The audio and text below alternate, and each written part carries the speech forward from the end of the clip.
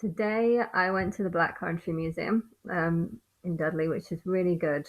It's really good. It's just like a village from the sort of early 1900s. So it's like you've kind of gone back time.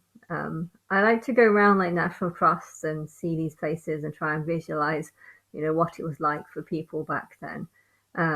But yeah, this one was different because it was like, poor people. It was a village for the average poor person, and you could see a tiny two-bedroom flat with just a tiny little kitchen, tiny little, well, no, it's a tiny little living room with the sort of stove area, which is the kitchen, and then a tiny little dining room, and then like two small bedrooms. And then you'll learn that actually about nine people would have lived there. And you just think, wow, you are so stupid for thinking you should have nine kids when you've only got a two-bedroom flat. Um, I think the downsides of that is so huge, but the good sides of that is that you can share your misery with others and you can get others to do work because I think there's a lot of things that needed to be done. And then you go into the shops and you just think, wow, imagine going into Sainsbury's to find that there's only like a choice of about 100 different food items and that's it. You know, just and the sweets as well, they all look disgusting. I like the humbugs and what else do I like? I think there's one other one. They had jelly babies, but they look roasted like roast jelly babies. And yeah, just everything. It looked horrible. And I was trying to like picture what it'd be like to live in that. And I just feel like, oh, these people lived such horrible lives, and we need to make the most of what we've got now. And then it's annoying because we think of how much we've got now and how much better life is, and yet I'm still moaning and complaining. But the reason why I'm moaning and complaining is because I hate people and I feel like the quality of people is just so unappreciative and just just not really that happy. And then I think about how much worse people would have been back then because they would have been, far more sexist and far more hypocritical. And then I kind of think about the way that they were living and just thinking, good, good. I'm glad you were living like this. They're horrible people. In fact, if the TV could have been invented or electricity could have been invented earlier, I think my higher self would have actually deliberately found those people that have designed all these things and just said, nope, this is not your time. We're going to bring you forwards or back. We're going to bring you forwards in time so that you make it at the time that that the TV is that electricity is ready. And then you kind of think about how much products, like, okay, we've got thousands of products in Sainsbury's and Tesco's and all the others, as does.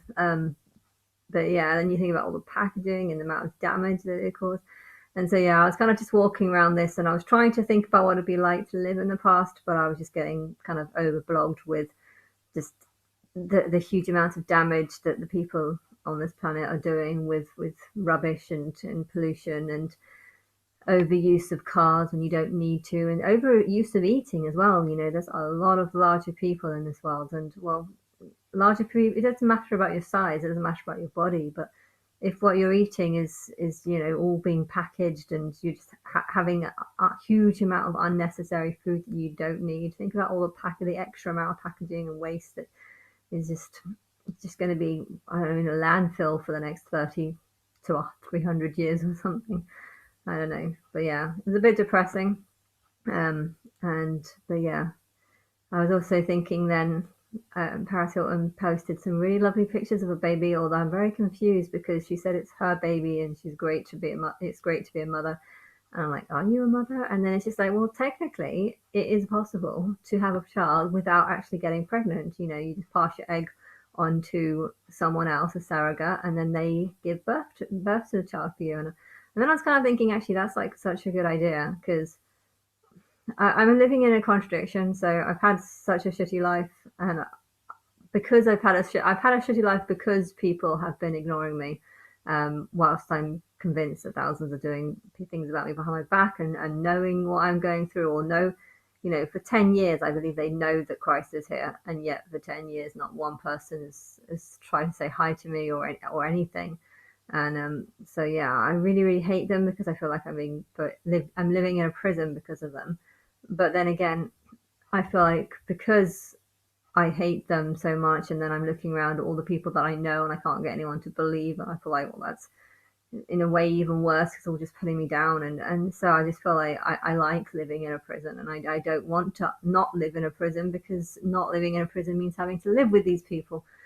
And so, yeah, I'm in a contradiction with that. But on one hand, I still want to do things and have a life. On the other hand, I, I don't. So I don't know, but I don't know. If I can avoid the pregnancy, that sounds quite good. And so maybe I should go for that. If I do get exposed soon and go on to promote myself as Christ, if I get a surrogate to have a child for me using my egg, then it would kind of just be like I could just live a normal life. I don't have to go through the whole sickness or pain of birth, and I still get the baby, and I can still do things, and you don't ruin your body. I think if Paris wanted to go for a surrogate, I don't know if she actually wants to go through the birthing herself, but it kind of makes sense to go through a surrogate.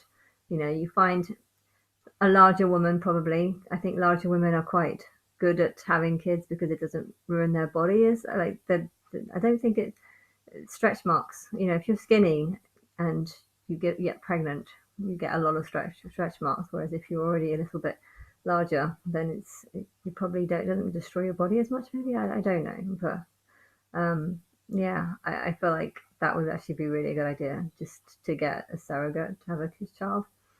And I was thinking that would be kind of cool. But I don't know. I also want a nose job. I was thinking that I really want a nose job. I hate the way how I look. If I'm looking front on, it's fine. But if I look to the side, I hate my side profile because my nose is like it's like that. It's like a lumpy. It needs to be a little bit more smaller. So I need to get rid of. I think just get rid of this bit to make it slightly more pointy. Get rid of that bit. How long will it heal? If I get a nose job, how long will it heal? I really want a nose job because I hate how I look from the side. Um, if I see a picture of me, I got some pictures back from the modelling, the pageant that I did, and every picture is just shit. I don't think I'll be posting them. Like they looked blurry, or you can see the side picture, or I had something like a weird expression with my mouth. I don't know, they're awful. But it is bothering me how my side profile doesn't look very good because of my nose. So I definitely want to get a nose job. And and always thinking about the brother always. And the idea of waiting till October sounds awful. And then I start thinking, well, maybe I'm going to be on the in the US one. And then I'm sort of thinking back at that video that I had that said US, but I don't know if I'm going to be on the US one because I'm not from USA and I've not even had any audition from there or anything. So I don't know. But I know that if Big Brother comes on this October and if I'm not on it, I will lose all faith all hope that I'm going to get on there. Um, you know, on one hand, you get a lot of people that always try to do the best and just trying to help other people. Um, yeah, but I'm going to a stage where I don't want to help people because people don't want to help me. And then I think, well, if people don't want to help me, then why would they want to put me on Big Brother to help me vent my anger?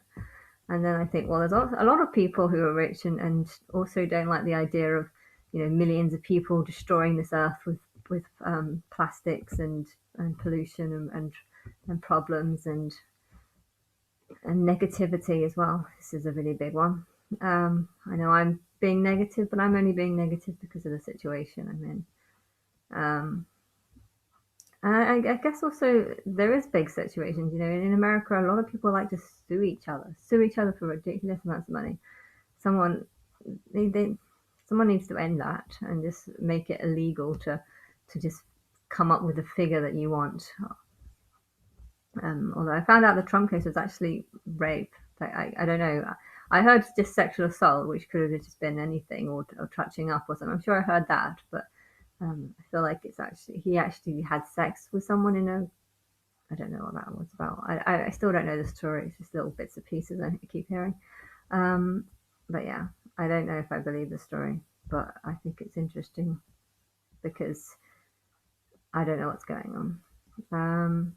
But yeah, I know his fans though are not his fans. He's got a big group of Christians, and well, I'm kind of thinking that I want to go onto a show where I get a big group of Christians to, vent their anger at me for insulting their God, and see what they how they think of me or what they think should happen to me because of this. And yeah, I feel like that his audience would probably be a really good audience to target, because I can imagine them being furious at the things that I say against their God, that God that's not real. Um, but yeah, I uh, what else should I say? I don't know.